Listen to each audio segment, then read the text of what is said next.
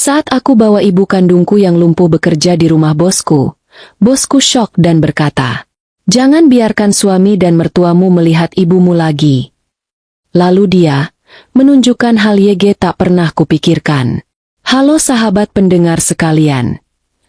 Semoga kita semua selalu diberikan kesehatan. Sebelum kita lanjut ceritanya, bantu agar channel ini terus berkembang dengan like, subscribe, serta komen dari mana asal sahabat sekalian mendengarkan cerita ini. Jika sudah, mari kita mulai ceritanya. Aku masih ingat bunyi kecil dari roda kursi itu ketika ku geser pelan di depan pagar rumah bosku. Pagi masih berkabut, tapi telapak tanganku basah oleh kecemasan yang bukan main. Ibu duduk diam, tubuhnya miring sedikit ke kanan seperti selalu. Napasnya pendek-pendek, tatapannya kosong tapi hangat setiap kali aku mendekat. Jaket tipis yang kupakaikan tadi masih melorot dari bahunya, seolah ia terlalu lelah bahkan untuk merasa kedinginan. "Bu, sebentar saja, ya. Aku kerja dulu. Ibu duduk di sini. Aku di dalam." "Bos orangnya baik," bisikku, mencoba menenangkan diriku sendiri, bukan hanya dia. Ibu berkedip pelan, bibirnya bergerak sedikit. Tidak ada suara keluar. Sudah berbulan-bulan begitu. Sejak jatuh itu, aku mengusap dahinya. "Maaf ya, Bu, rumah kita sudah tidak aman lagi." Kalimat itu menyengat dadaku sendiri. Rumah, tempat aku tidur, tempat aku memasak, tempat aku menjaga suamiku, dan justru tempat ibuku menjadi beban yang mereka hina setiap hari. Aku menelan napas berat, mencoba mendorong kursi roda ke teras rumah bosku sehalus mungkin sebelum karyawan lain berdatangan. Rumah bos, rumah besar milik Drevano Kushatama, selalu rapi seperti katalog desain interior. Batu abu muda, jendela besar, pintu kayu tebal, aroma kopi pagi dari dalam. Tempat kerja yang membuatku merasa aman, setidaknya sampai hari ini. Baru saja aku berdiri lurus, bersiap mengetuk pintu, sebuah suara mesin menggeram pelan. Mobil hitam mengilap masuk ke halaman. Drevano turun dengan langkah cepat. Wajahnya biasanya dingin dan terkontrol, tapi kali ini, aku seperti melihat warna pucat melewati mata dan pipinya. Ia menghentikan langkah tepat di depan kursi roda ibu. Waktu seolah berhenti. Drevano menatap ibu lama sekali. Seolah ia melihat sesuatu yang tidak seharusnya ada di sana. Seolah ia sedang mengumpulkan memori yang tidak pernah kusangka berkaitan dengan hidupku. Jemarinya mengepal. Rahangnya mengeras. "Sanyela." Suaranya serak. "Kenapa ibu kamu di sini?" Aku menelan ludah. Saya tidak punya pilihan, Pak. Di rumah, mereka tidak mau."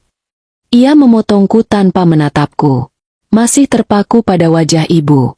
Siapa yang mengurus beliau di rumahmu selama ini?" "Saya, Pak. Suami saya. Mereka kadang membantu. Tapi mereka merasa ibu mengganggu. Jadi saya bawa. Saya pikir, di sini aman. Ibu cuma duduk, tidak merepotkan." Drevano menunduk, menyentuh punggung tangan ibu pelan. Sentuhan yang seharusnya lembut itu justru membuat napasku tercekat, karena ekspresinya berubah drastis. Kaget, marah, takut, dan seperti mengenali sesuatu. Ia berdiri lagi dengan gerakan cepat. Napasnya memendek. "Sejak kapan beliau seperti ini?" Suaranya nyaris bergetar. 6 bulan, Pak," katanya stroke. Ibu jatuh di dapur waktu saya tidak ada. Ada dokter yang benar-benar memeriksa?" "Tidak, Pak. Suami saya bilang tidak perlu." Drevano memejamkan mata. Dalam sekejap, ketenangan yang ku kenal darinya lenyap. Ia menatapku tajam. Bukan marah padaku, tapi seolah aku baru saja membawa bom ke rumahnya. "Dengar baik-baik, Sanyela," katanya rendah, pelan, tapi matanya penuh tekanan yang tak pernah kulihat. "Jangan biarkan suami dan mertuamu melihat ibumu lagi. Jangan biarkan mereka tahu beliau ada di sini. Jangan." Aku membeku. "Kak, kenapa, Pak?" Ia menggeleng perlahan, masih menatap ibu. Suaranya turun menjadi lebih serak dan nyaris seperti bisikan panik. "Ada sesuatu pada kondisi ibumu. Sesuatu yang tidak boleh mereka lihat lagi. Tidak boleh. Jantungku mencelos. Suasana pagi yang tadinya tenang berubah seperti angin dingin menusuk kulit. Ada apa dengan ibu saya, Pak? Drevano menatapku lama, seolah sedang menilai apakah aku siap mendengar jawaban. Tapi kemudian ia menarik napas tajam, langkahnya mundur satu kali, dan berkata pelan. Sanyela, apapun yang kamu lakukan selama ini untuk merawat beliau, kamu harus siap menerima kenyataan bahwa sesuatu yang jauh lebih buruk sedang terjadi di rumahmu. Aku tidak sempat bertanya apa maksudnya, karena dari dalam rumah terdengar suara ponselku berdering, nomor suamiku.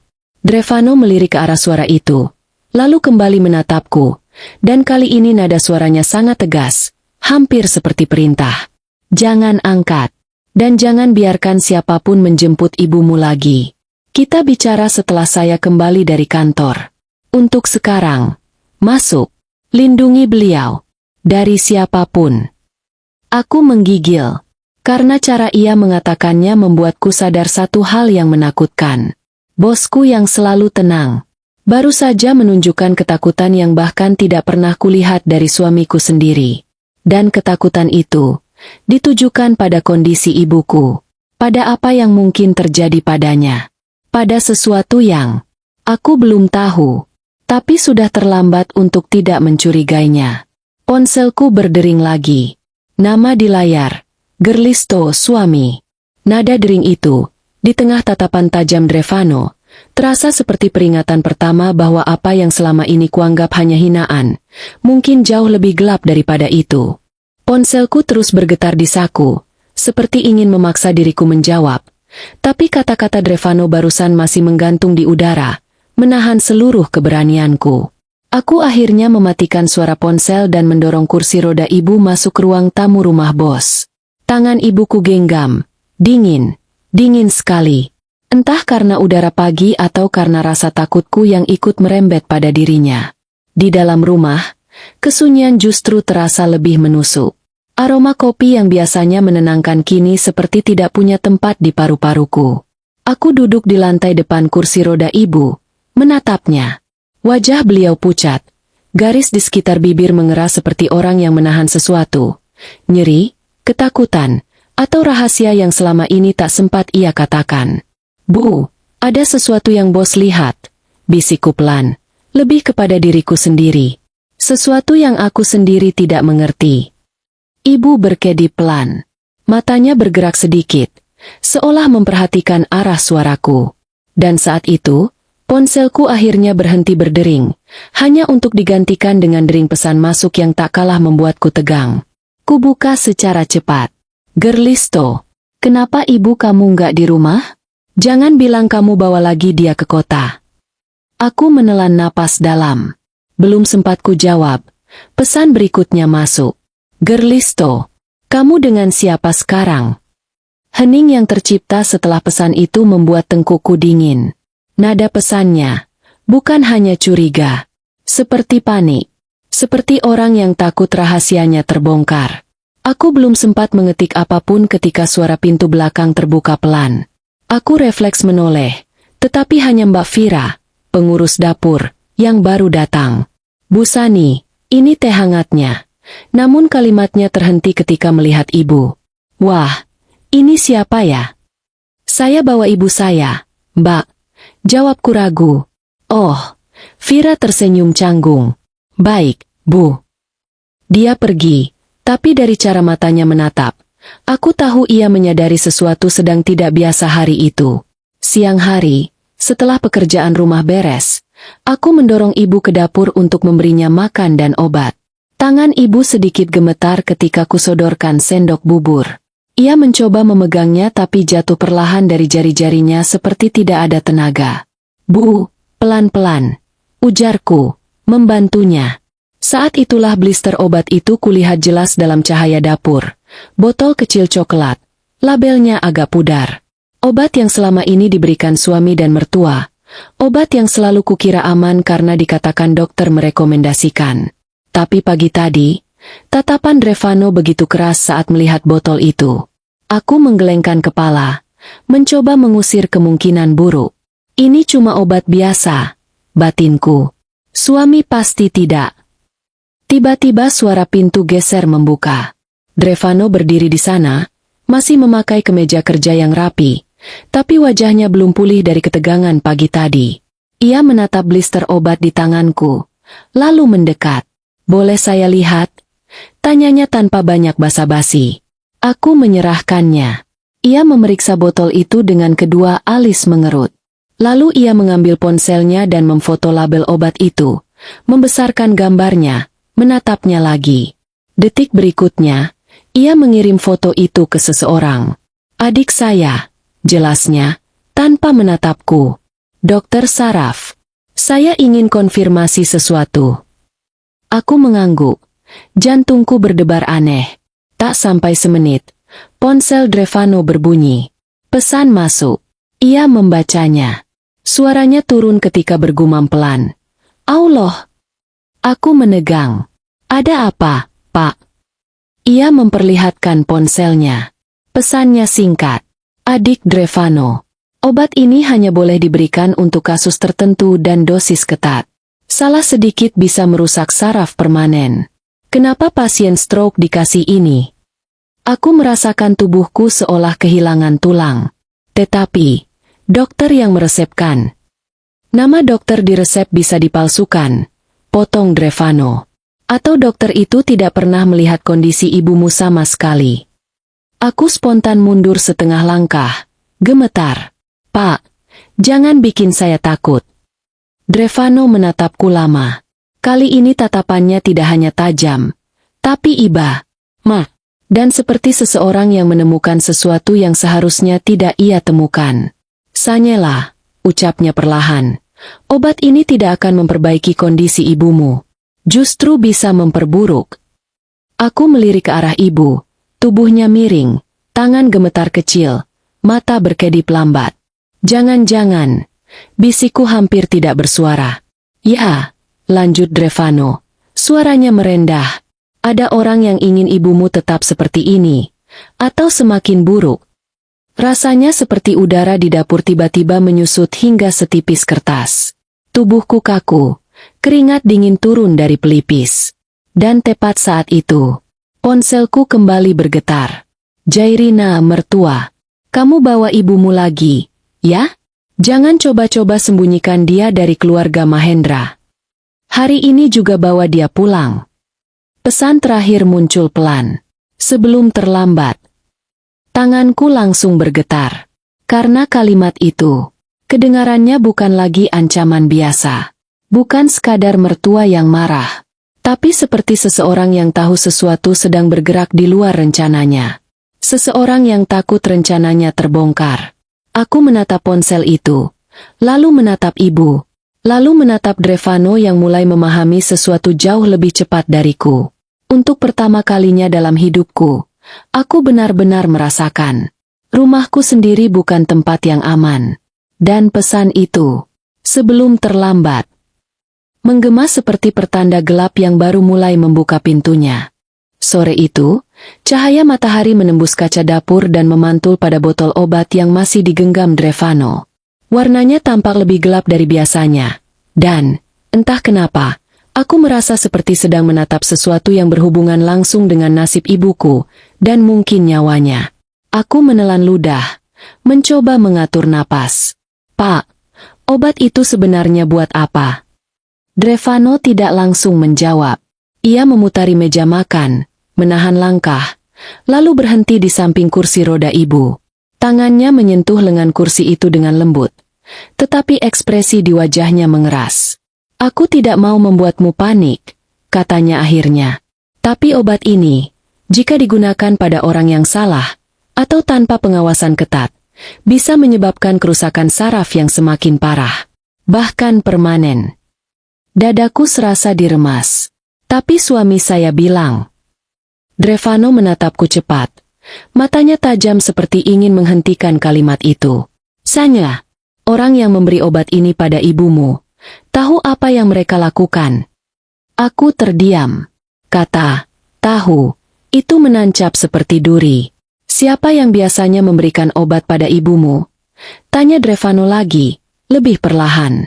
Suami saya, kataku kecil, kadang mertu. Pertanyaanku terhenti ketika ibu tiba-tiba terbatuk pelan. Tubuhnya condong ke depan. Tangan gemetarnya berusaha menggenggam udara. Aku langsung mendekat, menopang bahunya. Bu, tenang, tenang, Bu. Drevano ikut membungkuk, memperhatikan mata ibu yang tampak berkaca-kaca. Beliau sering begini, tanyanya. Sering. Setelah minum obat itu, biasanya seperti ini. Drevano memejamkan mata sejenak, mengatur napas. Sanyela, ini bukan pola pasien stroke biasa. Jantungku mencelos. Maksud Bapak, apa ada yang sengaja? Bukan di sini, potong Drevano tiba-tiba. Bawa ibumu ke ruang tamu. Kita perlu bicara, tapi tidak di dapur. Nada suaranya berubah, lebih rendah, lebih hati-hati. Seperti seseorang yang takut ada telinga lain yang mendengar. Aku menuruti, mendorong kursi roda ibu ke ruang tamu. Rumah itu terasa terlalu hening, seolah segala rahasia yang tidak ingin terdengar ikut menahan napas. Drevano berjalan menyusul dengan langkah tegas. Ia duduk di hadapan kami, menatapku lama. Aku tidak bisa bilang semua ini hanya kebetulan. Aku menggenggam tangan ibu erat, seperti mencari pegangan. Pak, tolong katakan apa yang sebenarnya Bapak curigai. Drevano mengusap wajahnya pelan, lalu mencondongkan badan. Suaranya hampir berbisik. Sanyela, bekas yang ada di lengan ibumu tadi saat aku periksa di dapur. Itu bukan bekas jatuh. Itu bekas suntikan kecil. Dan polanya, bukan satu kali. Seketika udara di sekitarku hilang. Suntikan? Tapi siapa? Pertanyaannya bukan siapa. Drevano menatapku dalam. Tapi, untuk apa? Aku merasa seluruh darahku, atau cairan merah yang menandai hidupku, bergerak mundur dari tubuhku. Pak, kenapa ibu saya? Kenapa mereka? Sebelum kalimatku selesai, ponselku kembali berbunyi. Kali ini bukan pesan. Panggilan video dari suamiku. Layarnya berkedip. Nama Gerlisto muncul dengan ikon kamera. Drevano menahan tanganku sebelum aku mengangkatnya. Jangan. Suaranya rendah dan mantap. Jika kamu angkat sekarang, dia akan tahu kamu ada di sini. Dan itu tidak aman. Aku bergidik. Kenapa mereka tidak boleh tahu, Pak? Karena alasan yang sangat tidak terduga. Karena sesuatu yang baru disadari Drevano beberapa jam lalu, tapi belum ia ungkapkan sepenuhnya. Gerlisto terus menelepon. Berkali-kali. Seperti orang panik yang kehilangan kontrol. Drevano berdiri, memunggungi kami, menatap keluar jendela sambil berpikir keras. Lalu ia berbalik dengan tatapan yang membuat perutku terasa kosong. Aku tidak bisa jelaskan semua sekarang. Tapi mulai hari ini, kamu harus berhenti percaya bahwa ibumu lumpuh karena jatuh. Aku menelan napas yang bergetar. Pak, jangan bilang kalau mereka. Senyela. Ia menatapku tajam, namun suaranya melemah penuh keprihatinan. Kalau ada orang yang sejak awal ingin ibumu tidak bisa bicara, tidak bisa berjalan, tidak bisa melawan, maka obat ini adalah cara paling halus. Aku menutup mulutku, menahan isakan yang naik. Aku tidak ingin mempercayainya. Tidak ingin mengakui kemungkinan bahwa orang-orang yang seharusnya jadi keluargaku, mungkin justru orang-orang yang paling ingin ibuku tidak pernah sembuh. Layar ponsel tiba-tiba berubah menjadi notifikasi masuk. Jelena, jangan sembunyikan ibumu dari kami. Kamu tahu konsekuensinya. Pesan kedua datang tak lama kemudian. Bawa dia pulang sebelum kami yang menjemput. Saat ku baca pesan itu, ibu mendadak menoleh ke arahku. Mata beliau melebar pelan, seperti ingin mengatakan sesuatu. Dan untuk pertama kalinya sejak 6 bulan ia lumpuh, aku melihat bibirnya bergerak, mencoba membentuk kata yang sangat lirih. Jangan, pulang. Suara itu hampir tidak terdengar, tetapi cukup jelas untuk membuat seluruh tubuhku merinding. Ibu yang selama ini tidak bisa bicara, baru saja memperingatkanku. Dan entah kenapa, di balik suaranya yang lemah itu, Aku mendengar sesuatu yang lebih menakutkan dari ancaman mertua atau suamiku. Aku mendengar kebenaran yang sepertinya selama ini berusaha ibu sembunyikan dari mereka. Dan mungkin juga dari aku. Suara lirih ibu tadi masih menggetarkan seluruh tubuhku. Jangan pulang. Dua kata yang seolah keluar dari kedalaman luka, dari ketakutan yang tak pernah sempat ia ucapkan selama ini. Aku meraih tangannya, dingin, namun jari-jarinya mencoba bergerak membalas genggamanku. Drevano mendekat cepat, berlutut di samping kursi roda ibu, matanya membesar. Beliau bicara? Suaranya hampir tidak percaya. Iya, Pak. Napasku tercekat. Ibu, baru saja bilang, jangan pulang. Drevano berdiri perlahan, tampak ada sesuatu yang langsung mengklik di kepalanya. Itu berarti beliau masih punya respon kognitif yang baik. Kelumpuhan ini tidak sesuai diagnosa stroke, gumamnya. Ia berjalan ke ruang kerjanya tanpa mengatakan apa-apa lagi. Aku menunggu dengan jantung berdetak tidak karuan. Setelah beberapa detik, ia kembali sambil membawa sebuah benda kecil, foto lama berbingkai sederhana. Ini, katanya, meletakkan foto itu di pangkuanku. Ini alasan kenapa aku tidak boleh membiarkan ibumu pulang ke rumah itu lagi. Tanganku gemetar ketika menyentuh frame coklat kusam itu. Dalam foto, aku melihat seorang perempuan muda tersenyum di depan warung kecil yang dulu sering kulihat di kampung. Di sampingnya, seorang anak laki-laki kurus berdiri malu-malu, mengenakan seragam sekolah yang tampak baru dijahit. Anak itu adalah Drevano kecil. Perempuan muda itu adalah ibuku. Rasanya seperti dunia runtuh pelan-pelan di dalam kepalaku. Napasku tertahan. Ini, ibu? Gumamku hampir tak bersuara. Drevano mengangguk perlahan. Beliau pernah menyelamatkan keluargaku. Saat ayahku bangkrut, warung ibumu memberi kami makan. Beliau menjahit seragamku karena keluargaku tidak sanggup membayar. Aku berjanji, suatu hari aku akan membalasnya. Ia mengelus foto itu dengan ibu jarinya. Tapi aku tidak pernah membayangkan, balasan itu akan datang pada saat seperti ini. Aku menggigit bibir, menahan air mata yang mulai mengalir. Kenapa ibu tidak pernah cerita? Kenapa beliau menyimpan semuanya sendiri?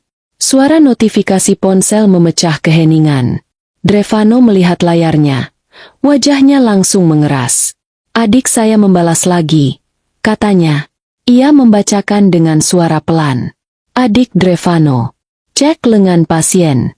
Kalau ada bekas memar kecil berulang di area tertentu, itu bukan efek stroke. Itu tanda penggunaan obat penenang dosis mikro yang bisa melemahkan saraf motorik. Hati-hati. Bisa termasuk tindakan disengaja. Aku terhuyung lemas ke sofa. Ibu, berbulan-bulan di rumah itu, dengan suami dan mertuaku yang sering memaksa beliau minum obat. Memaksanya tanda tangan sesuatu. Mereka yang bilang ibu terlalu banyak mengeluh, terlalu merepotkan. Mereka yang tidak mau membawa ibu ke rumah sakit besar. Tiba-tiba semua potongan itu seperti kepingan puzzle yang disusun Drevano tepat di depan mataku. Sanyela, katanya pelan. Ini bukan lagi masalah keluarga tidak harmonis. Ini kemungkinan besar. Percobaan membuat ibumu tidak berdaya. Aku menutup wajahku dengan kedua tangan. Tangisku pecah. Tapi bukan hanya karena sedih. Ada marah. Ada jijik. Ada rasa dikhianati yang lebih dalam dari segala hinaan yang pernah aku terima. Aku tinggal bersama mereka. Pak, suaraku pecah. Aku makan semeja. Aku tidur satu rumah dengan orang-orang yang mungkin melakukan sesuatu pada ibu. Aku, Allah. Drevano duduk di sampingku. Tanpa menyentuh apapun, tapi kehadirannya cukup menahan tubuhku agar tidak runtuh. Kamu tidak salah apapun, Sanyela. Mereka yang memanfaatkan kebaikanmu. Dan ibumu, seharusnya tidak pernah ada dalam bahaya seperti ini. Aku mengusap pipiku, menahan sesak. Pak, kalau benar ada yang mereka lakukan, apa mereka akan mencoba lagi? Tatapan Drevano berubah gelap. Penuh kecemasan yang ia sembunyikan dengan sangat buruk. Jika ibumu pulang ke rumah itu, katanya lirih, Aku yakin beliau tidak akan pernah punya kesempatan untuk bicara lagi seperti tadi. Kata-kata itu membuat bulu kuduku berdiri. Aku melihat ibu. Matanya lurus menatapku. Lebih waspada daripada biasanya. Seperti ia tahu apa yang sedang dibicarakan. Seperti ia ingin berteriak.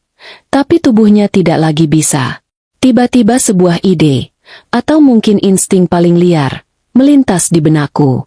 Apa mungkin ibu tidak sengaja jatuh 6 bulan lalu? Apa mungkin ada seseorang yang ingin beliau jatuh? Drevano menghampiriku, menunduk sejajar denganku. Ada satu hal lagi yang harus kamu jawab, Sanyela. Ia menatapku, matanya tajam, tegang. Sebelum ibumu jatuh, apakah pernah ada seseorang yang meminta beliau tanda tangan sesuatu? Dokumen apapun? Surat apapun? Pertanyaan itu menancap di pikiranku seperti paku. Aku ingat samar. Ibu pernah bilang ia didatangi suamiku sambil membawa map coklat. Ibu pernah bilang ia diminta menandatangani kertas yang katanya hanya untuk administrasi perumahan. Aku terdiam. Drevano melihat reaksiku, dan ia tahu. Ia langsung tahu. Allah, gumamnya. Sanyela, itu bukan kebetulan. Dari arah luar kamar mandi, terdengar suara roda kursi ibu bergerak pelan, seolah beliau berusaha mendekat mendengar pembicaraan. Dan saat kursi itu berhenti di ambang pintu, ibu mengangkat tangannya sedikit, gerakan paling kuat yang pernah ia lakukan dalam 6 bulan terakhir. Matanya menatapku, berkaca-kaca, dan bibirnya, sangat perlahan, membentuk sesuatu yang membuatku hampir berhenti bernapas. S-U-R-A-T. Kata yang ibu sembunyikan selama ini. Dan saat akhirnya aku paham. Rasanya jantungku seakan jatuh ke lantai. Apapun yang suamiku dan mertuaku lakukan, ternyata sudah direncanakan jauh sebelum ibu lumpuh. Setelah ibu mengucapkan kata, surat, itu, udara di ruang tamu seperti tertarik keluar dari jendela. Aku menatap ibu, lalu menatap Drevano, lalu kembali ke ibu, mencari kepastian apakah aku tidak salah dengar. Tapi mata ibu, mata itu penuh ketakutan dan permohonan yang selama ini tidak bisa ia ungkapkan. Kini, dengan satu kata itu saja, semua yang kumiliki runtuh bersamaan. Drevano perlahan berlutut di depan ibu. Bu, kalau bunda ingat sedikit saja tentang surat itu, tolong beri tanda apapun. Nada suaranya berubah sangat lembut. Terlalu lembut untuk ukuran pria yang biasanya dingin dan berjarak. Ibu menggerakkan jari telunjuknya. Pelan, terputus-putus, menyentuh pahanya, lalu udara, seperti menggambar sesuatu yang tak terlihat. Pola itu sederhana, seperti menandatangani. Aku merasakan seluruh tubuhku dingin. Pak, ibu disuruh tanda tangan sesuatu. Waktu itu, sebelum jatuh. Tapi saya kira cuma urusan rumah. Suami saya bilang begitu. Drevano menatapku. Wajahnya tak bisa menyembunyikan kekesalan dan amarah yang perlahan naik ke permukaan. Persis seperti dugaan saya, katanya lirih. Bukan hanya obat. Bukan hanya kelumpuhan. Ada tujuan legal di balik ini semua. Aku memeluk lengan ibu. Ibu, suami saya, memaksa ibu tanda tangan. Ibu tidak bisa bicara panjang, tapi tubuhnya sedikit bergetar, dan bibirnya menekan satu sama lain. Itu sudah cukup sebagai jawaban. Sudah cukup untuk membuat hatiku hancur berkeping. Drevano berdiri, berjalan ke arah jendela seperti sedang menyusun strategi yang tidak pernah terpikir akan ia jalankan hari ini. Sanyela, aku perlu kau ceritakan semuanya dari awal. Setiap detail. Bagaimana ibumu bisa jatuh? Apa yang terjadi sebelum dan sesudahnya? Siapa saja yang ada di rumah hari itu? Aku mengusap wajahku, mengingat-ingat sambil menahan gemetar. Waktu itu aku pulang kerja. Ibu terbaring di dapur. Suami saya bilang ibu terpeleset. Tapi aku berhenti. Napasku tercekat. Ada satu detail yang dulu kuabaikan. Ada gelas kecil di dekat ibu. Dan ada bau obat yang tidak biasa di udara. Drevano langsung menoleh. Obat apa? Saya tidak tahu. Aku menelan ludah. Suami saya bilang ibu hanya minum vitamin. Tatapan Drevano menggelap. Vitamin tidak akan membuat orang jatuh tanpa bisa bangun. Ia berjalan kembali ke arahku. Suaranya berubah sangat serius. Setelah itu apa yang terjadi? Mertua saya, suaraku melemah, menutup mulut saya saat saya ingin membawa ibu ke rumah sakit. Ia bilang, jangan buang uang. Orang tua memang begitu. Mau mati-mati saja. Air mataku menetes. Saya bodoh, Pak. Saya percaya. Saya diam saja. Drevano menggenggam ujung kursi roda ibu, menahan diri agar tidak tampak marah. Kamu tidak bodoh. Kamu hanya percaya pada orang yang tidak pantas dipercaya. Aku menggigit bibir untuk menahan isak. Lalu setelah itu, lanjutku, mertua saya membawa map coklat. Dia bilang ibu perlu tanda tangan untuk administrasi keluarga. Ibu menolak karena merasa pusing. Jadi dia bilang, kalau tidak tanda tangan, kamu menyusahkan anakmu sendiri. Membicarakan ini saja membuat perutku mual. Seperti menelan kenyataan bahwa rumahku selama ini, bukan rumah, tapi jebakan. Setelah tanda tangan itu, 3 hari kemudian ibu lumpuh. Drevano menatapku lama, sangat lama, dan ketika ia bicara lagi, suara itu berubah menjadi peringatan yang tidak terbantahkan. Sanyela, apapun yang terjadi pada ibumu bukan kejadian mendadak. Itu pola. Pola memperlemah seseorang secara perlahan. Aku menutup mulut. Pak, jangan bilang kalau mereka ingin mengambil alih aset ibumu atau hakmu, potong Drevano, maka membuat beliau tidak bisa bergerak atau bicara adalah cara yang paling aman bagi mereka. Kata aman itu membuatku ingin menjerit. Bagaimana mungkin seseorang menyebut membuat orang lumpuh sebagai aman? Hanya orang yang tidak punya hati. Aku mengambil ponselku dengan tangan gemetar, membuka galeri. Ada foto-foto ibu sebelum kejadian, tersenyum di teras rumah, memegang baju yang baru ia jahit, berdiri di depan warung kecil. Kakinya kuat, tangannya cekatan. Aku memperlihatkan itu ke Drevano. Ini ibu sebelum jatuh. Ia menatap foto-foto itu lama, menyamakan wajah ibu muda di foto lamanya dengan wajah ibu hari ini. Lalu ia menghela napas panjang yang menandai bahwa jawabannya sudah bulat. Sanyela, katanya perlahan, ibumu tidak aman di rumahmu. Aku gemetar. Lalu saya harus bagaimana? Pertama, kata Drevano sambil mengunci tatapanku, ibu harus dipindahkan malam ini. Diam-diam. Ke tempat yang tidak bisa suami dan mertuamu datangi. Aku membeku. Kemana, Pak? Ke tempat yang tidak akan pernah mereka bayangkan, balasnya. Aku punya teman dokter yang punya fasilitas rehabilitasi privat. Aman, tanpa akses dari luar. Aku menatap ibu. Ia menatapku kembali, lebih sadar, lebih hidup dari yang pernah kulihat selama 6 bulan ini. Seolah tubuhnya memang lemah. Tapi jiwanya sedang berteriak minta diselamatkan. Dan yang kedua, lanjut Drevano, kita harus mencari dokumen yang pernah ditandatangani ibumu. Notaris manapun yang terlibat. Dokter mana yang namanya dipakai. Semua. Aku mengangguk pelan. Takut. Tapi harus berani. Baik, Pak. Tiba-tiba ponselku berbunyi lagi. Pesan masuk. Gerlisto, kamu masih dengan ibumu? Jangan aneh-aneh. Sani, kalau ada yang kamu sembunyikan, kamu yang rugi nanti. Pesan kedua menyusul cepat. Aku mau lihat ibu sekarang. Kirim lokasi kalian. Drevano berdiri tegak. Wajahnya mengeras seperti baja. Itu dia, katanya pelan namun pasti. Kita tidak punya waktu lagi. Ia menatapku dalam-dalam. Malam ini, kita pindahkan ibumu. Sebelum mereka datang mencarinya. Tanganku terkulai. Dadaku sesak. Karena untuk pertama kalinya, aku benar-benar yakin.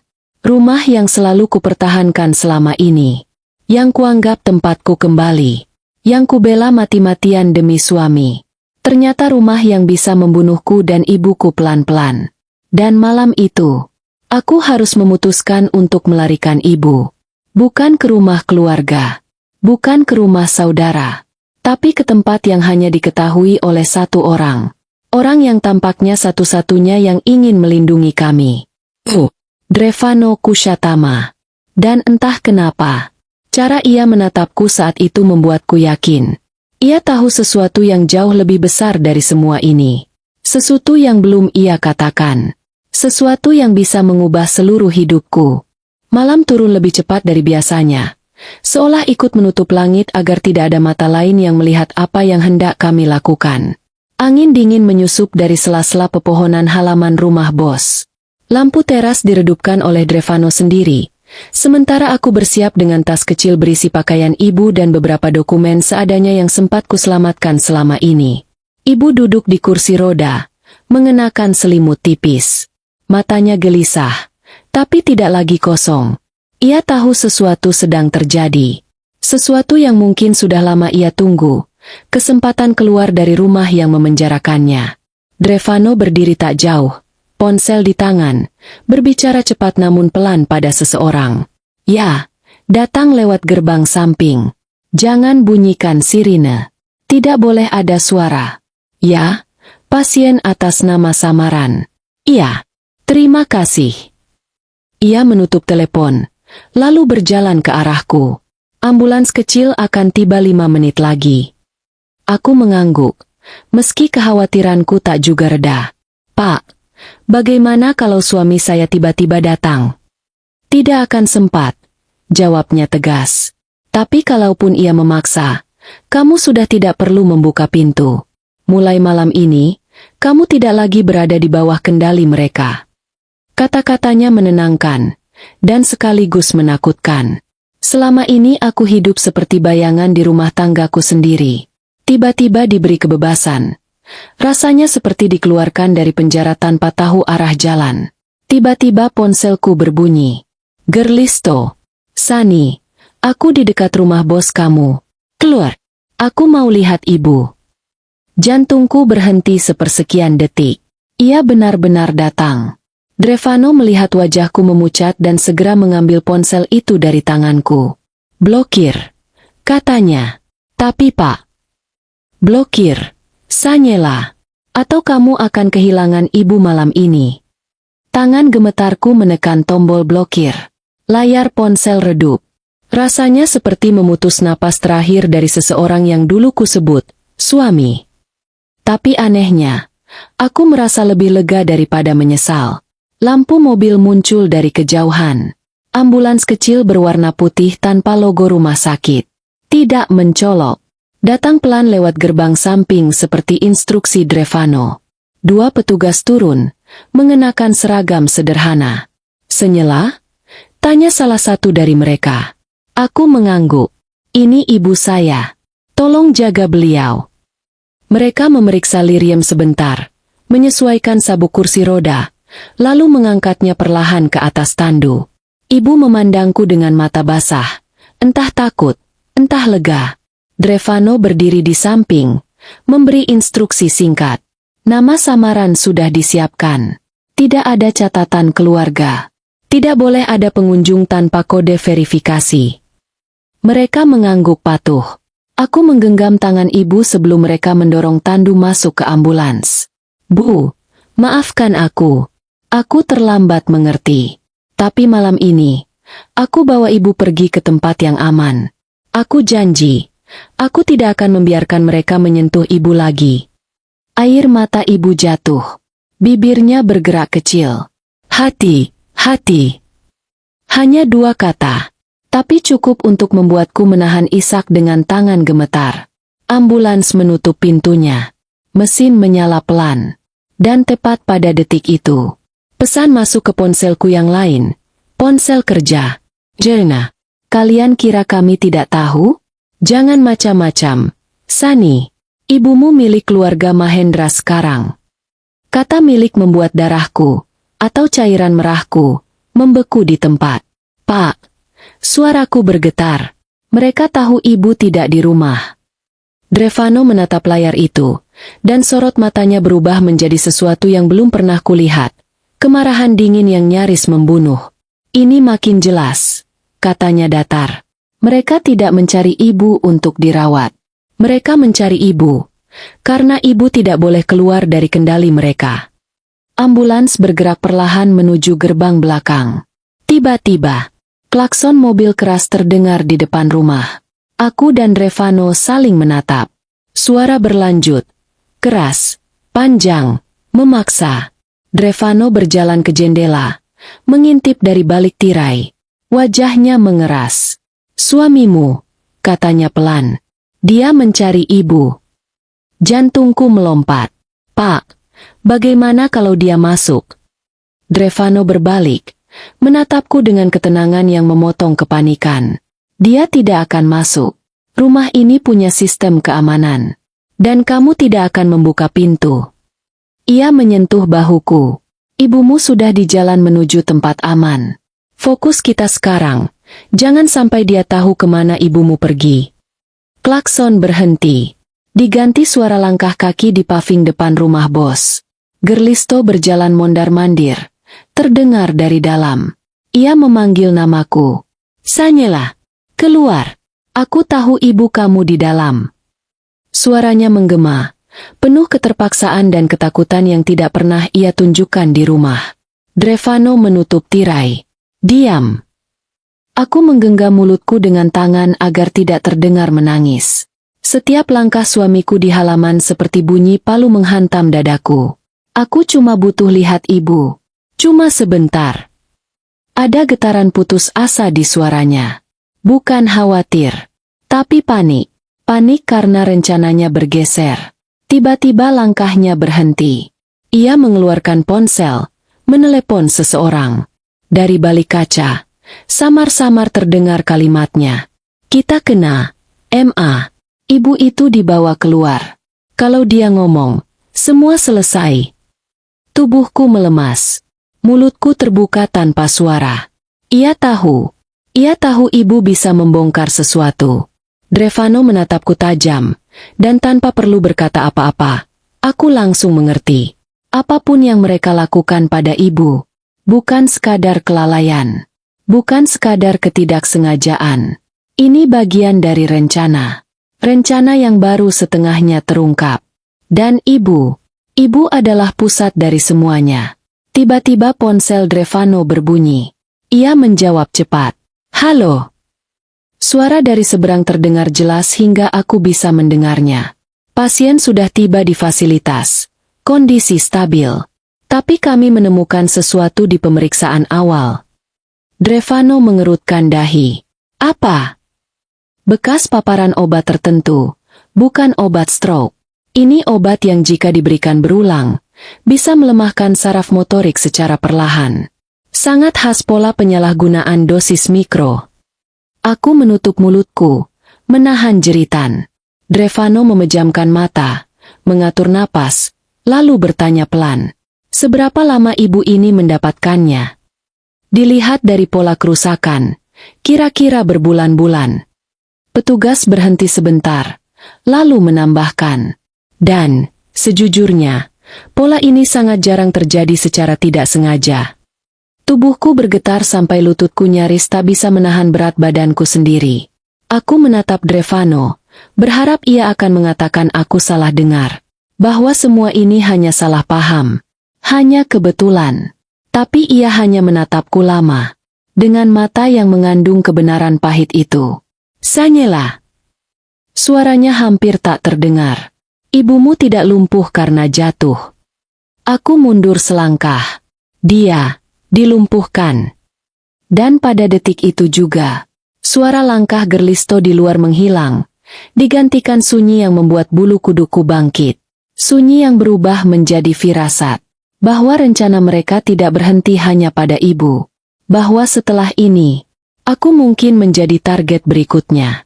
Malam semakin sunyi, tapi dada dan kepalaku terasa riuh seperti mau pecah. Kata, dilumpuhkan. Itu masih menggema di antara tulang-tulangku. Aku bersandar pada dinding ruang tamu, mencoba bernapas, tapi paru-paruku seolah tersumbat oleh ketakutan yang tiba-tiba memiliki bentuk. Drevano memegang bahuku, menstabilkan tubuhku yang hampir roboh. Sanyela, dengarkan aku. Ini belum selesai. Kita baru melihat permukaan. Aku menggeleng. Air mataku jatuh tak tertahan. Pak, bagaimana mereka bisa tega pada ibu saya? Allah. Drevano tidak menjawab. Ia tahu rasa sakit seperti itu tidak ada jawaban yang bisa menenangkan. Suara mobil suamiku akhirnya menjauh. Ia pergi, sementara. Mungkin untuk mencari cara baru. Mungkin untuk menunggu waktu lengahku. Dalam beberapa detik setelah suara itu menghilang, kuharap detak jantungku ikut tenang. Tapi justru sebaliknya. Karena kini aku tahu, Gerlisto tidak pernah mencari ibu untuk kebaikan. Ia mencarinya untuk memastikan ibu tidak bisa bicara. Setelah beberapa menit hening, Drevano berjalan ke ruang kerja. Kita lanjut langkah berikutnya, katanya sambil membuka lacinya dan mengeluarkan sesuatu. Map hitam tipis, rapi, berisi formulir dan dokumen yang sudah disiapkan. Apa itu? Tanyaku lirih. Tim legal saya dan investigator sudah saya hubungi sejak siang. Jawabnya. Mulai malam ini, kita susun jalur bukti. Kita cari sumber obat, resep, siapa yang menebus obat, dan notaris mana yang terkait dengan surat yang ibu kamu tanda tangani. Kata surat kembali membuat perutku mual. Pak, saya tidak tahu di mana dokumen itu. Semuanya di rumah mertua. Drevano menutup map itu perlahan. Itu berarti kita harus mencarinya. Tanpa mereka tahu. Aku menelan ludah. Bagaimana caranya? Kita mulai dari tempat paling mudah dilacak, katanya sambil menyalakan laptopnya. Apotek tempat obat ini ditebus. Ia mengangkat botol kecil itu. Kamu bilang suamimu yang sering membeli ini, benar? Ya. Jawabku lirih. Kadang mertua. Keduanya bergantian. Drevano mengetik cepat. Mencari jaringan apotek di sekitar wilayah rumahku. Nama yang tertera di label botol muncul di layar. Ia mengangguk cepat. Apotek ini punya sistem data transaksi. Investigator saya bisa tarik riwayat pembelian dalam 24 jam. Aku terpaku. Pak, Bapak sungguh mau. Sejauh ini untuk ibu saya. Ia berhenti mengetik. Menatapku. Tatapan yang tidak seperti bos kepada bawahan. Tapi seseorang yang merasa hutang lama sedang mengetuk pintunya. Sanyela, katanya pelan namun tegas. Ibumu pernah memberi keluargaku makan saat kami tidak punya apa-apa. Kalau bukan karena beliau, mungkin aku tidak ada di sini. Dan semua ini, bukan sekadar membantu keluarga karyawan. Ini membayar janji lama. Aku menunduk. Aku tidak tahu harus merasa bersyukur atau terharu atau takut dengan arah hidupku yang tiba-tiba bergeser. Hampir setengah jam berlalu. Ibu sudah dipindahkan. Rumah mulai senyap. Dan aku masih duduk di kursi ruang tamu sambil menggenggam ponsel. Menunggu apakah suamiku akan kembali mengganggu. Tapi tidak ada tanda-tanda. Lalu, notifikasi masuk. Dari nomor tak dikenal. Kami sedang cek riwayat transaksi apotek. Ada yang tidak sesuai. Akan kami kabari. Drevano membaca pesan itu dari jarak. Menoleh ke arahku. Ini cepat. Ada kemungkinan. Pembelian obat tidak dilakukan oleh dokter resmi. Bisa lewat jalur gelap apotek, atau menggunakan resep palsu. Aku meremas roku. Pak, kalau resep palsu, berarti mereka benar-benar. Iya, potongnya lembut namun tegas. Ini tindakan sengaja. Aku menggigit bibir hingga terasa asin. Rasanya seperti sedang menelan bukti pengkhianatan sedikit demi sedikit. Tidak lama kemudian, pesan kedua masuk. Obat ditebus rutin setiap 2 minggu. Pembeli terdaftar, Gerlisto Mahendra. Drevano mengeraskan rahangnya. Dugaanku benar. Aku hampir pingsan. Selama ini, dia, suami saya. Tidak sempat aku menyelesaikan kalimatku. Pesan ketiga masuk. Pesan yang membuat tengkukku meremang. Ada satu transaksi yang berbeda dari lainnya. Dibeli oleh seorang wanita. Menggunakan resep berbeda. Tanda tangan dokter janggal. Nama pembeli, Jairina Mahendra. Mertuaku.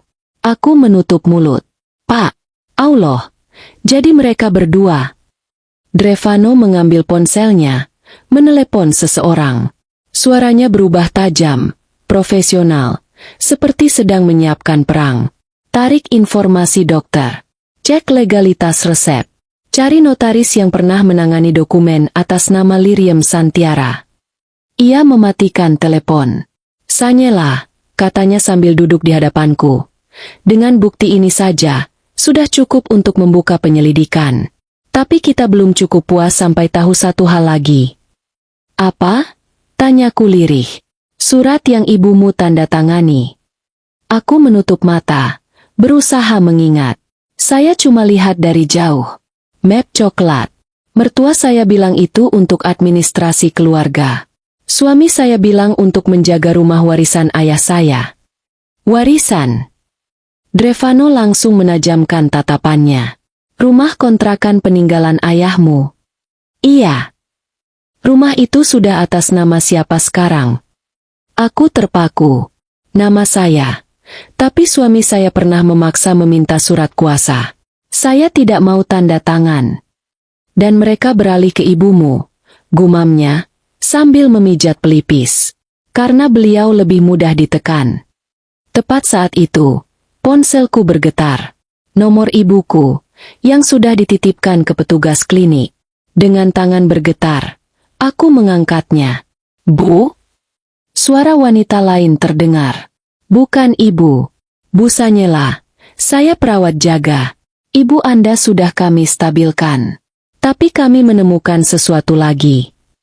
Jantungku seolah berhenti. Apa? Kami menemukan sisa kandungan obat tertentu di aliran darahnya. Obat yang bukan untuk pasien stroke. Dan polanya konsisten, diberikan dalam dosis mikro, teratur, dan cukup lama. Aku memejamkan mata. Lututku hampir runtuh. Perawat itu melanjutkan. Dan satu hal lagi, Bu. Suaranya menurun. Kami menemukan residu zat tertentu yang biasanya muncul pada pasien yang dipaksa minum obat penenang. Air mataku jatuh tanpa suara. Drevano meraih ponsel dari tanganku. Halo, ini Drevano. Apa ada indikasi kekerasan non-fisik? Ada, Pak. Bentuknya halus. Tidak meninggalkan luka. Tapi jelas, ada upaya membuat pasien tidak berdaya. Saat telepon ditutup, aku sudah tidak bisa duduk tegak. Aku bersandar pada sofa, tubuhku gemetar. Drevano duduk di sampingku. Sanyela. Aku menatapnya, mataku merah dan basah. Dan aku mengucapkan kalimat yang selama ini tidak pernah kubayangkan akan keluar dari mulutku. Pak, selama ini, saya tinggal serumah dengan orang yang mencoba membunuh ibu saya. Drevano menatapku lama, sangat lama, dan dengan suara serendah bisikan gelap, ia menjawab, bukan hanya ibu kamu, Sanyela. Aku membeku. Maksud Bapak? Ia mendekat sedikit, tatapannya tajam, penuh pengetahuan yang belum ia ungkap. Jika seseorang berani melumpuhkan ibu kandungmu demi dokumen, mereka tidak akan berhenti di sana. Aku menahan napas. Sebelum ini berakhir, mereka akan mencoba membuat kamu tidak berdaya juga. Seketika seluruh tubuhku membeku. Dan di luar rumah, suara mobil berhenti tiba-tiba. Lampu kendaraan memantul lewat jendela. Drevano berdiri cepat. Siapapun itu, katanya sambil menatap pintu depan. Mereka tidak boleh lebih dulu menemukan kamu. Lampu kendaraan di luar rumah bos memantul jelas di dinding ruang tamu, membuat bayangan bergerak seperti sesuatu yang mengintai. Drevano berdiri di depan jendela, menyingkap tirai setipis rambut, hampir tak terlihat, sementara aku menahan napas, memeluk tubuhku sendiri. Siapa, Pak? Bisikku. Drevano tidak langsung menjawab. Dari cara rahangnya mengeras, aku tahu ia mengenali mobil itu. Ia menutup tirai pelan, berbalik menatapku. Bukan suamimu, katanya rendah, tapi tidak jauh lebih baik. Rasa dingin menjalar ke tulangku. Mertua saya? Drevano mengangguk sekali. Jairina. Tubuhku langsung melemas. Allah, dia ikut mencari ibu? Dia datang ke sini bukan karena peduli kondisi ibumu, jawab Drevano. Dia datang karena ia takut ibu melawan. Ketukan keras terdengar di pintu. Brak, brak, brak. Buka. Saya tahu kalian ada di dalam. Suara Jairina menggema, tajam seperti pecahan kaca. Aku menutup mulut dengan kedua tanganku, menahan suara isak yang hampir pecah. Ketukan itu dilanjutkan dengan hentakan yang lebih keras, seperti seseorang yang panik karena waktu semakin sempit. Buka. Sanyela. Ibumu di mana? Drevano mendekat ke arahku, mencondongkan tubuh. Dengar aku. Jangan bersuara. Tidak ada alasan untuk membuka pintu untuk orang yang ingin membahayakanmu. Ketukan berhenti sejenak. Suara langkah melintasi teras. Kemudian suara itu berubah. Lebih rendah. Lebih berbahaya. Sanyela, kamu pikir kamu bisa sembunyikan dia? Kamu pikir kami tidak tahu apa yang kamu lakukan? Drevano menggeleng pelan. Isyarat agar aku tetap diam. Dengar aku baik-baik. Suara Jairina semakin dekat dengan daun pintu. Kalau kamu menyerahkan ibumu sekarang, semuanya bisa diselesaikan baik-baik. Tapi kalau kamu sembunyikan dia, kamu ikut menanggung akibatnya. Aku menggigil. Tubuhku tidak bisa berhenti bergetar. Menyembunyikan. Akibat. Semua kalimat itu bukan suara mertua. Itu suara seseorang yang takut rencananya hancur. Drevano bangkit, berjalan ke arah pintu dan berdiri tepat di belakangnya. Tidak untuk membuka, tetapi untuk mengawasinya. Ketukan kembali terdengar. Kali ini dengan ujung suara getir yang tidak ia sembunyikan. She's losing control. Gumam Drevano. Aku mengerutkan dahi. Pak, kenapa beliau bisa setakut itu? Drevano tidak langsung menjawab. Ia kembali ke ruang tamu, mengambil map hitam di meja kerja, membuka salah satu dokumen hasil penelusuran investigator. Ada alasan kenapa dia dan suamimu panik, katanya sambil menyerahkan satu halaman kepadaku. Aku membacanya dengan tangan gemetar. Notaris. Dokumen kuasa umum Liriam Santiara.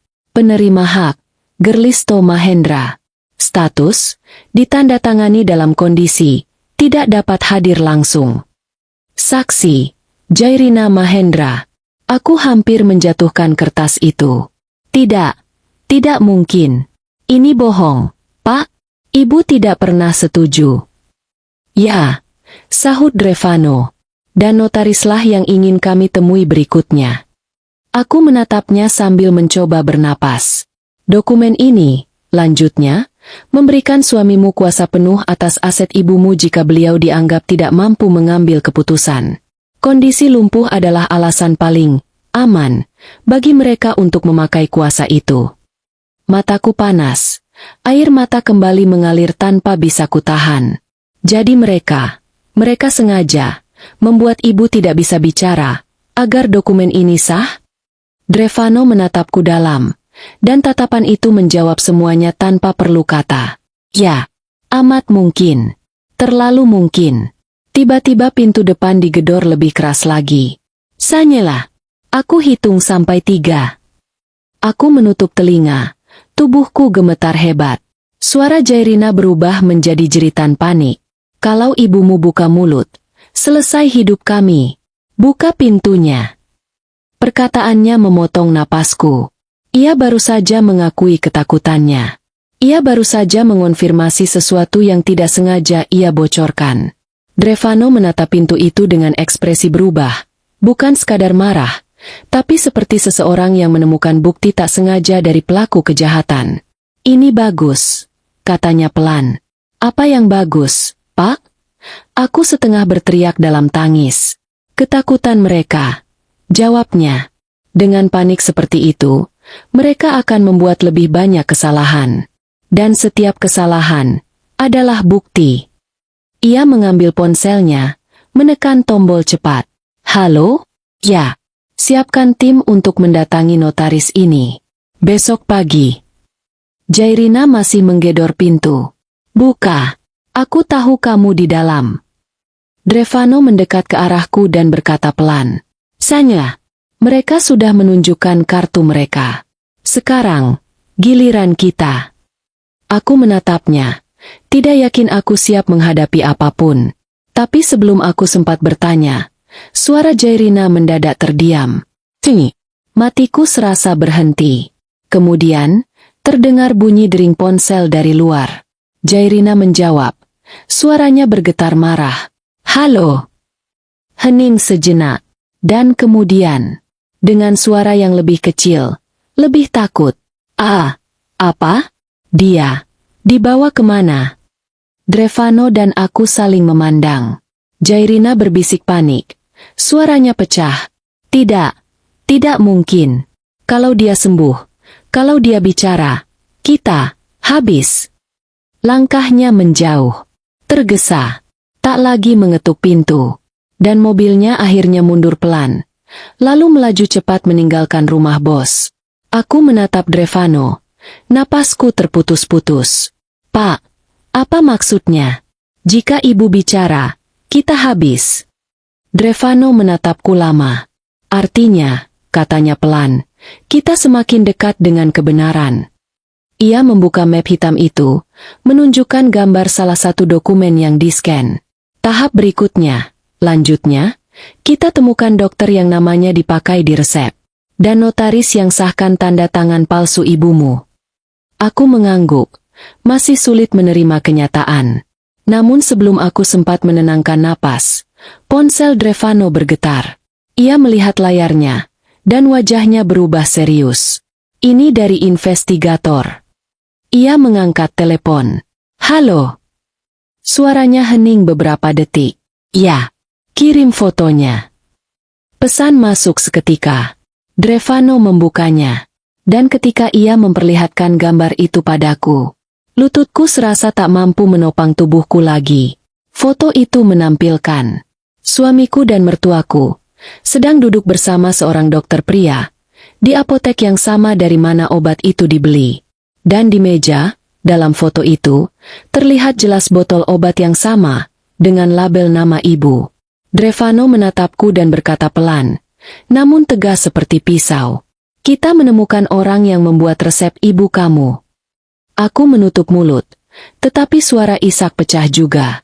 Karena pada foto itu, terselip satu detail kecil yang menghancurkan sisa pertahananku. Gerlisto sedang tersenyum, seolah ia sedang merayakan sesuatu, atau baru menyelesaikan sesuatu.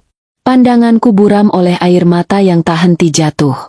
Foto itu, senyum Gerlisto, botol obat di meja, dokter pria yang duduk tanpa rasa bersalah. Semuanya seperti hantaman palu yang memecahkan ilusi terakhir yang selama ini kupertahankan tentang pernikahanku. Drevano menutup layar ponselnya dan menatapku. Tidak terburu-buru, memberiku ruang untuk bernapas meski aku jelas tak mampu. Sanyela, katanya pelan. Sekarang kita sudah punya 3 bukti kuat. Obat, transaksi, dan keterlibatan dokter. Aku menggeleng keras, hampir seperti anak kecil yang menolak kenyataan pahit. Tidak mungkin. Gerlisto tidak mungkin sampai sejauh itu. Tapi suara yang keluar terdengar pecah, tanpa keyakinan. Karena di dasar hatiku, aku tahu kemungkinan itu justru paling masuk akal. Selama ini ia selalu mengeluh soal biaya ibu. Selalu menolak membawa ibu berobat. Selalu mengatur dosis obat yang bahkan aku tidak tahu isinya. Selalu memaksa ibu menandatangani kertas. Selalu bilang ibu, menghambat usaha dan masa depan. Aku tidak boleh lagi berbohong pada diriku sendiri. Drevano meletakkan tangan di bahuku, tidak menyentuh terlalu lama, tapi cukup untuk membuatku kembali fokus. Kita tidak berhenti di sini, katanya. Sekarang waktunya, membongkar semuanya di depan mereka. Aku menatapnya bingung. Membongkar, di depan mereka. Ia mengangguk perlahan. Aku akan mengatur pertemuan di rumahmu dengan alasan kerja sama bisnis. Suamimu dan mertuamu tidak akan menolak kesempatan bertemu, bos besar, yang mereka kira bisa mereka manipulasi. Dadaku langsung mengencang. Pak, itu terlalu berbahaya. Tidak, jawabnya, karena kita tidak sendirian. Ia menunjukkan daftar nama di ponselnya. Pengacara, investigator, perwakilan dari klinik tempat ibu dirawat. Besok sore, semuanya akan ada di rumahmu. Kita akan membuka satu persatu. Obat palsu, resep ilegal, tanda tangan palsu, surat kuasa. Dan saat itu, ia berhenti sejenak.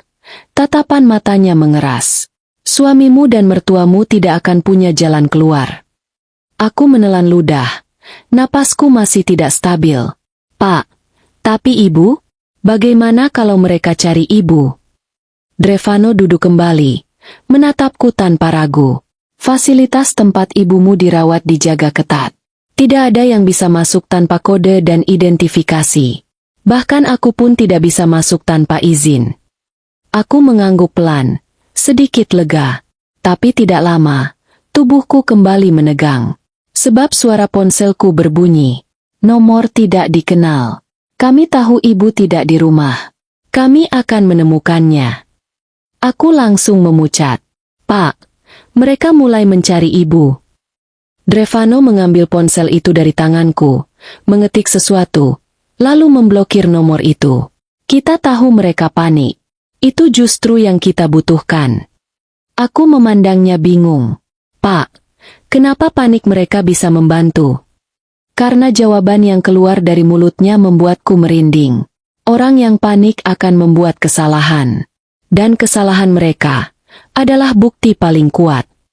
Pagi berikutnya, aku berdiri di depan rumahku sendiri, tempat yang dulu kuanggap rumah, tapi sekarang terasa seperti gedung kosong penuh kenangan pahit. Jantungku berdebar saat Drevano turun dari mobil bersama 2 orang pengacara dan seorang investigator. Mereka membawa map besar berisi bukti-bukti yang dikumpulkan semalaman. Rumah itu sepi. Terlalu sepi. Seolah sedang menahan napas. Siap?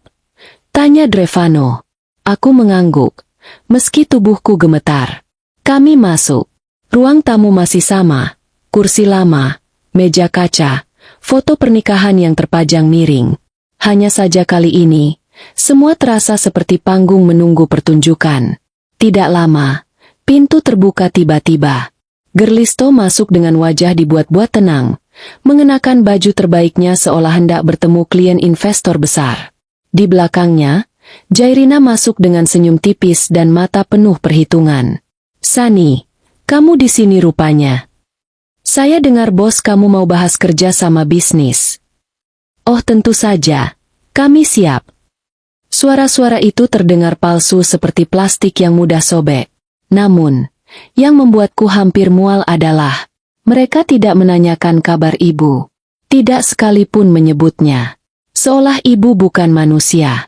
Seolah ibu tidak penting lagi jika sudah tidak berguna. Drevano berdiri dengan tenang. Silakan duduk. Mereka duduk. Masih penuh percaya diri. Masih mengira ini pertemuan biasa. Pengacara membuka map. Investigator menyalakan rekaman.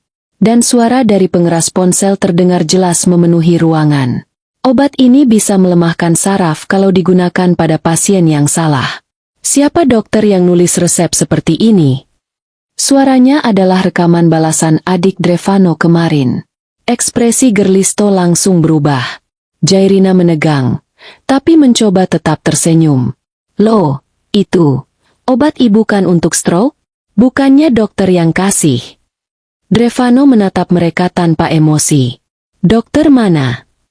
Jairina tampak tersentak kecil. Ya dokter itu. Investigator meletakkan foto di atas meja. Foto suami dan mertua duduk dengan dokter pria di apotek. Kenal dokter ini? Tanya Drevano. Jairina menelan ludah. Gerlisto langsung bicara cepat. Pak, itu hanya konsultasi ringan.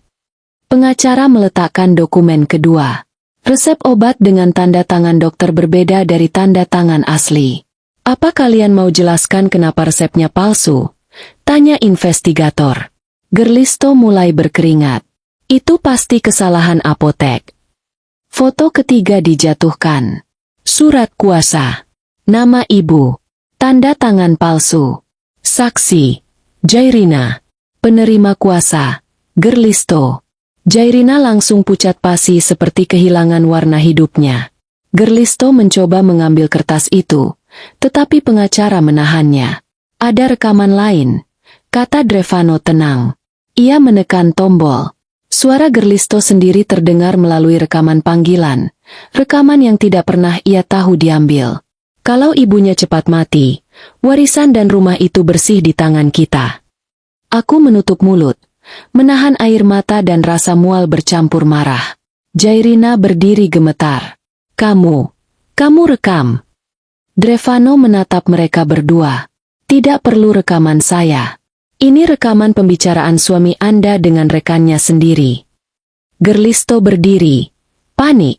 Sanyalah. Kamu set up aku. Kamu wanita tidak tahu diri. Aku menatapnya. Akhirnya menatapnya tanpa rasa cinta, tanpa rasa takut. Hanya ada luka, dan kebenaran yang tidak lagi bisa disembunyikan. Tahu diri? Suaraku pelan tapi tegas. Kamu mencoba membunuh ibu saya pelan-pelan. Jairina berteriak. Itu bohong. Ibu kamu memang sakit. Kami rawat dia. Investigator menyodorkan hasil pemeriksaan klinik. Indikasi obat penenang dosis mikro. Pola melemahkan saraf. Bukan stroke. Jairina mundur 2 langkah. Wajahnya seperti kehilangan struktur. Drevano melipat tangan. Kami tidak memutuskan bersalah atau tidak. Tapi semua bukti ini akan dibawa ke pihak berwenang. Dan sementara itu, ia menatapku. Kemudian menatap suamiku. Ibu sudah dipindahkan ke tempat yang aman. Dan kalian tidak akan pernah menyentuhnya lagi. Wajah Gerlisto memerah menahan panik dan marah. Sani, kamu harus ikut aku. Kamu istri aku. Aku berdiri. Seluruh tubuhku masih gemetar. Tapi suaraku tidak. Kamu tidak punya hak apapun lagi atas saya. Pengacara berdiri. Surat gugatan sudah siap. Wajah Gerlisto jatuh. Jairina terduduk. Mereka kalah sebelum sempat berbohong. Tapi satu hal masih belum kuberitahu pada mereka. Ibu, yang mereka kira sudah tidak bisa bicara, sekarang sudah mulai bisa mengatakan beberapa kata. Kata pertama yang keluar saat ia sadar di fasilitas klinik tadi pagi adalah, anakku. Dan kata kedua, jangan takut. Namun sebelum aku sempat membuka mulut untuk mengatakan itu pada mereka, pintu samping terbuka pelan. Perawat dari klinik masuk, mendorong kursi roda ibu. Ibu, hadir di ruang tamu rumah yang membuatnya lumpuh. Suasana langsung membeku. Gerlisto membelalak. Jairina menutup mulut sambil mundur. Dan ibu, dengan tangan yang tidak lagi mati rasa sepenuhnya, mengangkat telapak tangannya pelan, menunjuk langsung ke arah mereka. Suaranya lemah, tapi jelas. Kalian, yang buat aku begini. Gerlisto jatuh terduduk. Jairina kehilangan kata. Dan ruangan itu akhirnya penuh dengan kebenaran yang selama ini mereka coba bunuh. Suasana ruang tamu berubah menjadi ruang pengadilan yang tidak pernah mereka bayangkan. Tidak ada hakim, tidak ada palu persidangan. Tapi kebenaran yang diabaikan selama ini kini berdiri tepat di depan mereka. Di atas kursi roda yang selama 6 bulan menjadi penjara ibu. Aku berdiri di samping ibu, memegang tangannya. Sentuhan itu membuatku sadar bahwa untuk pertama kalinya sejak kelumpuhannya, ibu tidak lagi terlihat seperti bayangan dirinya yang dulu. Ada kehidupan di matanya. Ada perlawanan lembut yang tidak pernah dipadamkan sepenuhnya. Jairina berdiri gemetar. Satu tangan menutup mulut. Wajahnya pucat pasi.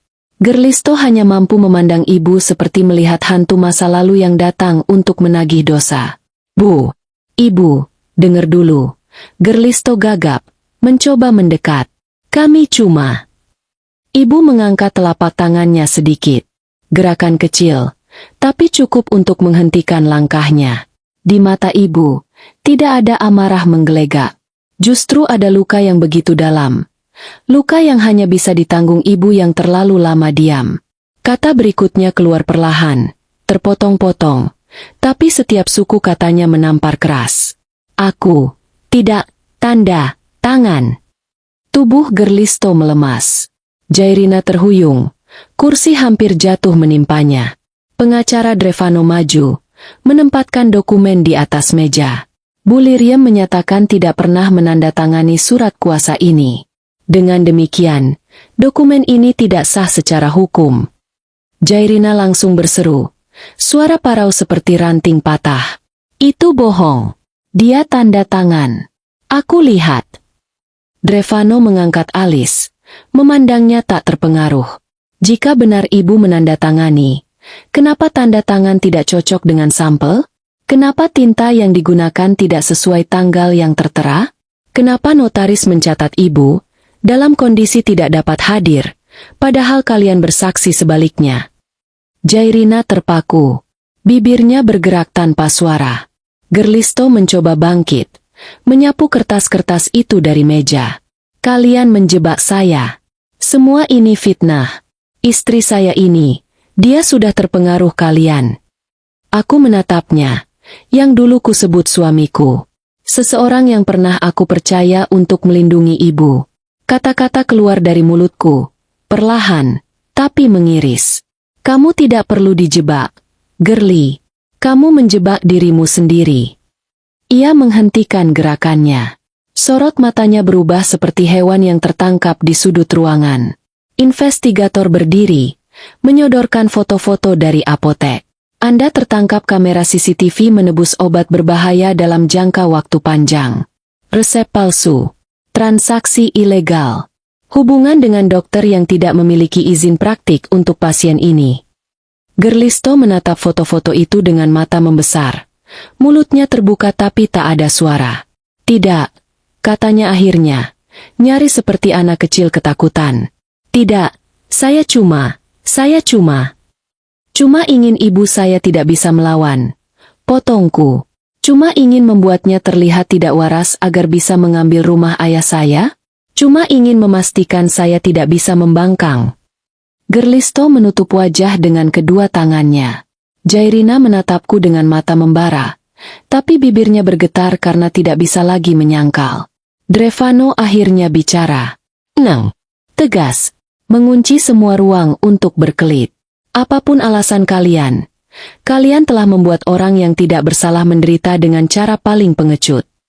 Ia menatap mereka satu persatu. Kalian ingin membuatnya lumpuh agar harta jatuh ke tangan kalian. Kalian ingin membuat Sanyela tidak punya pilihan selain bergantung pada kalian. Lalu, nada suaranya turun, dan menjadi sangat dingin. Tapi hari ini, rencana kalian berhenti. Jairina berteriak lirih. Ini tidak adil. Kami keluarga. Kami punya hak. Aku menggeleng pelan. Keluarga tidak memperlakukan keluarga seperti sampah. Dan ibu yang selama 6 bulan tidak bisa menggerakkan tubuh, kini memaksa kedua bibirnya bergerak lagi, membentuk kalimat yang mengguncang seluruh ruangan. Kalian mau bunuh aku. Jairina menjerit. Tidak, itu fitnah. Gerlisto jatuh berlutut. Bu, Allah, Bu, saya mohon, dengarkan saya. Ibu menggeleng. Gerakan sederhana itu membuat seluruh tubuhku merinding. Untuk pertama kalinya, ibu membela dirinya, mengatakan kebenarannya, di hadapan orang yang mencoba membungkamnya selamanya. Pengacara mulai menjelaskan konsekuensi hukum, pemalsuan tanda tangan, penyalahgunaan obat, percobaan memperlemah kondisi fisik seseorang demi keuntungan finansial. Gerlisto menangis. Jairina ingin kabur, tapi investigator berdiri menutup jalan.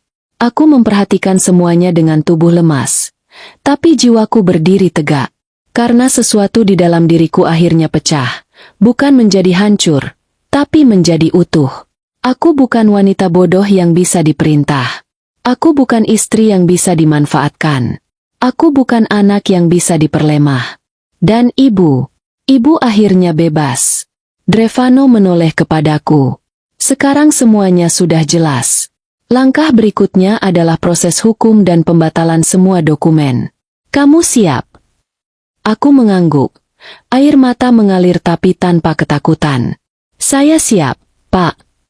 Ibu menatapku, dan tersenyum lemah. Senyuman yang tidak pernah kulihat dalam 6 bulan terakhir. Senyuman yang menandai hidupnya. Kembali. Beberapa bulan kemudian, aku, ibu, dan Drevano berdiri di teras fasilitas rehabilitasi. Udara sore lembut, daun-daun bergerak pelan, dan burung-burung kembali ke sarang. Ibu duduk di kursi roda, tapi tubuhnya lebih tegak. Tangan kanannya bisa digerakkan sedikit. Dokter bilang tingkat pemulihan ini hanya mungkin terjadi karena obat berbahaya itu sudah keluar dari tubuhnya. Drevano datang membawa jas hujan tipis untuk ibu, tersenyum ringan. Langit sebentar lagi mendung. Kita jaga ibu. Ibu tersenyum. Kali ini lebih hangat. Aku memandang mereka berdua. Hati yang dulu remuk, tiba-tiba terasa punya ruang bernapas. Setelah ibu dibawa masuk oleh perawat, aku berdiri di halaman, memandang ke langit yang mulai berwarna keemasan. Suara angin terdengar samar, seolah membawa bisikan masa lalu pergi. Dan aku berbicara pada diriku sendiri, pelan, tapi penuh keyakinan baru. Selama ini aku merasa aku hanya istri yang dipakai dan dibuang, anak yang dianggap beban, perempuan yang tidak berharga. Aku menarik napas panjang, tapi ternyata aku hanya menaruh hidupku di tangan orang yang salah. Aku menunduk, memejamkan mata. Dan hari aku membawa ibu ke rumah bosku adalah hari aku keluar dari rumah yang ingin membunuh kami pelan-pelan.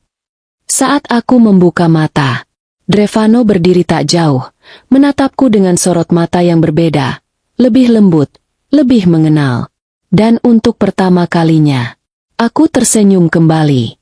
Senyum yang tidak diambil oleh siapapun. Senyum yang kutemukan sendiri. Akhirnya, hidupku kembali menjadi milikku.